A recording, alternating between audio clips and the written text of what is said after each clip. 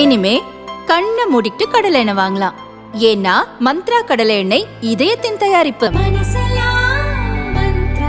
2019 லோக்சபா தேர்தலில் விடுதலை சிறுத்தைகள் கட்சி திமுக கூட்டணியில் சிதம்பரம், விழுப்புரம் தொகுதிகளில் போட்டியிட்டு வெற்றி பெற்றது. சிதம்பரம் எம்பியாக திருமாவளவன், விழுப்புரம் எம்பியாக ரவிக்குமார் உள்ளனர். இந்த முறை 2 தனி தொகுதிகள், ஒரு பொது தொகுதி என மொத்தம் 3 தொகுதிகளை அக்கட்சி கேட்டு வருகிறது. ஏற்கனவே ஒரு சுற்று பேச்சு முடிந்த நிலையில் நேற்று 2வது கட்ட பேச்சுவார்த்தைக்கு வருமாறு விடுதலை சிறுத்தைகள் கட்சிக்கு திமுக தரப்பில் அழைப்பு விடப்பட்டது. ஆனால் விடுதலை சிறுத்தைகள் கட்சியினர் அறிவாலயம் செல்லவில்லை. அதே நேரத்தில் சென்னை அசோக் நகரில் உள்ள கட்சி தலைமை அலுவலகத்தில் திருமாவளவன் உயர்நிலை குழு கூட்டத்தை கூட்டி ஆலோசனை நடத்தினார்.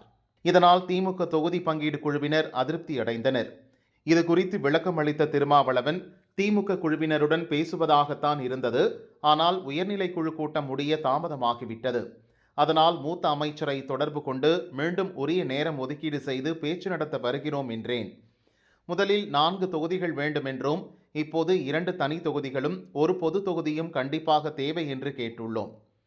கேளுங்கள் கொடுக்கப்படும் என்பதால் அதிக இடங்களை கேட்பதற்கான உரிமையும் தேவையும் எங்களுக்கு இருக்கிறது. அதனால் கேட்கிறோம். நாங்கள் திரும்ப 3 தொகுதிகளை கேட்டுக்கொண்டிருப்போம். கூட்டணி கட்சிகளுக்கு இடையே பிளவு இல்லை.